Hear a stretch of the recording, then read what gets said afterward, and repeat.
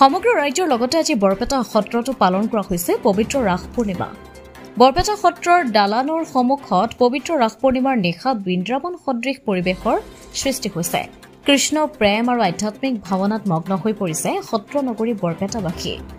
কৃষ্ণ ভক্তিত বিলীন গোপিনীসকলে সত্ৰৰ দালানৰ সন্মুখত ভাগ লৈছে ৰাস নৃত্যত।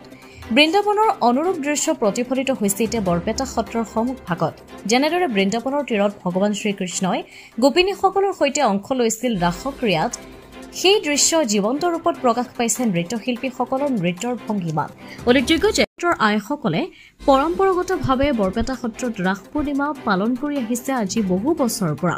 কিন্তু যোৱা 2 বছৰ ধৰি ৰাস পূৰ্ণিমা উপলক্ষে আইসকলৰ নামৰ লগতে শ্ৰী শ্ৰী কৃষ্ণৰ ৰাস উদযাপন সমিতিৰ উদ্যোগত বৰপেটা সত্ৰৰ দালানৰ সন্মুখত সত্ৰীয়া পৰম্পৰা অক্ষুণ্ণ ৰাখি ৰাস পূৰ্ণিমাৰ দিনা শ্ৰীকৃষ্ণৰ ৰাস মহোৎসৱ উদযাপন কৰি অহা হৈছে। এইদৰে গোপিনীসকলে অংশ লোৱা শ্ৰীকৃষ্ণৰ ৰাস নৃত্য উপভোগ কৰিবলৈ অসংখ্য ভক্ত দৰ্শনাৰ্থীৰ ভিৰ পৰিলক্ষিত হৈছে বৰপেটা সত্ৰৰ দালানৰ সন্মুখত।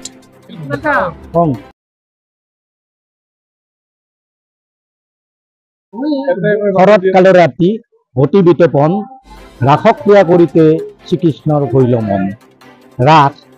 রাসর অর্থই হল রস। রস হল ভগবান শ্রীকৃষ্ণর আনন্দময় রূপ। আর ভগবান শ্রীকৃষ্ণর এই আনন্দত বিলীন হই শ্রীকৃষ্ণক সেৱা কৰাটোৱেই হল ৰাসৰ মূল উদ্দেশ্য। আৰু তেনেকুৱা এটা উদ্দেশ্য আগত লৈয়ে আমাৰ ঠাকুৰ বজাৰ যুৱক সংঘৰ লোকসকলে এইবুলি ৰাস উৎসৱৰ আয়োজন কৰিছে। আচলতে পূৰ্বাপৰ প্ৰথমতে বৰপেটা সত্ৰত আইসকলে ৰাস পূৰ্ণিমাৰ দিনাখন বিভিন্ন ঠাইৰ পৰা ৰাসৰ গীত গাই আহি বৰপেটা সত্ৰৰ চাৰিওফালে প্ৰদৰ্শন কৰে। তেওঁলোকে বিভিন্ন ধৰণৰ ৰাসৰ নৃত্য গীত প্ৰদৰ্শন কৰে। আৰু এইটো আচলতে সংগঠিত ৰূপত হোৱা নাছিল। কিন্তু বৰপেটা ঠাকুৰ বজাৰ যুৱ সংঘই ভাবিলে যে আমি যদি ইয়াক সংগঠিত ৰূপত আমি যদি ৰাস উৎসৱ হিচাপে ইয়াক আয়োজন কৰোঁ, তেতিয়া ইয়াৰ প্ৰচাৰো হ'ব আৰু ৰাইজে খুব সম্ভৱ কৃষ্ণ প্ৰেমত আপ্লুত হৈ ভগৱানত বিলীন হৈ যোৱাৰ এটা সুযোগ পাব। আৰু সেই উদ্দেশ্য আগত ৰাখিয়েই আমি এইবুলি আমাৰ সংগঠিত ৰূপত আমাৰ দ্বিতীয় বৰ্ষ, কিন্তু অসংগঠিত ৰূপত পূৰ্বাপৰ প্ৰথমতেই বৰপেটা সত্ৰত এনেকৈ আইসকলে ৰাসৰ গীত পদ গাই বৰপেটা সত্ৰলৈ আহিছিল। তেওঁলোকে কৃষ্ণত ভক্তি কৰিছিল, কৃষ্ণত বিলীন হৈ যাবলৈ তেওঁলোকে প্ৰয়াস কৰিছিল। আৰু সেই উদ্দেশ্যেই কৃষ্ণ প্ৰেমত মতলি হোৱাৰ উদ্দেশ্যেই আজি আমি এই ৰাস উৎসৱ ভাগিৰ আয়োজন কৰিছোঁ। আমি আজি সকলোৱে সমবেত হৈছোঁ ঐতিহাসিক বৰপেটা সত্ৰৰ দালানৰ সন্মুখত।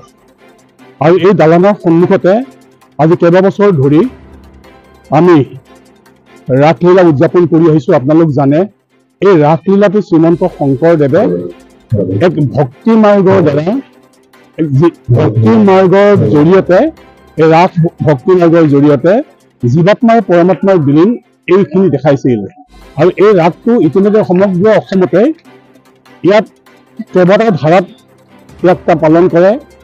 সাধাৰণতে আমাৰ চিন্ময়, মৃন্ময়, বাংময়, আমাৰ ল'ৰা আছামৰ কিছু ঠাইত মৃন্ময় মূৰ্তিৰ দ্বাৰা ৰাস উৎসৱ পালন কৰে।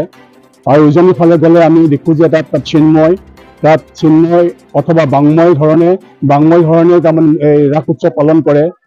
আৰু আজি আমি ইয়াতে এক ধৰ্মীয় দৰ্শনত শ্ৰীমন্ত শংকৰদেৱে নামৰ যোগেৰে যি নামে এদিন ৰত্নাকৰ দস্যুক বাল্মীকিলৈ পৰ্যবেক্ষিত কৰিছিল, যি নামে সেই নামৰ আধাৰতে আজি আমি জীৱাত্মাই পৰমাত্মাৰ বাট মুকলি কৰাৰ যিটো ধাৰা শ্ৰীমন্ত শংকৰদেৱে দেখাইছিল, মাধৱদেৱে দেখাইছিল, আটা ঠাকুৰসকলে দেখাইছিল, বুঢ়াহঁতসকলে দেখি সেই আৰ্হিতে আমি আজি ইয়াত ৰাস উৎসৱ কৰিম। ইয়াত ৰাস উৎসৱটো সম্পূৰ্ণ সত্ৰীয় পৰম্পৰা হ'ব। আৰু আমাৰ গোটেই হাতীৰ বাপ বান্ধৱসকলে ইয়াত আমাৰ আই মাতৃসকলে নাম ধৰিব। ইয়াত কৃষ্ণৰ নৃত্য হ'ব, এনেধৰণে আৰু লোকাৰণ্য হ'ব। গোটেই ৰাতি আজি ৰাস উৎসৱটো হ'ব। আৰু ই এক আধ্যাত্মিক, এক চিন্ময় সত্তা, শ্ৰীকৃষ্ণৰ যি চিন্ময় সত্তা, সেই সত্তাৰ লগত এই আমাৰ ৰাসটো জড়িত হৈ আছে। বৰপেটাৰ পৰা ৰাজকুমাৰ দাসৰ অসমীয়া সাপ্তাহিক কাকতৰ ডিজিটেল সংস্কৰণ অমৃত নিউজ, সত্যৰ সন্ধানত অমৃত নিউজ।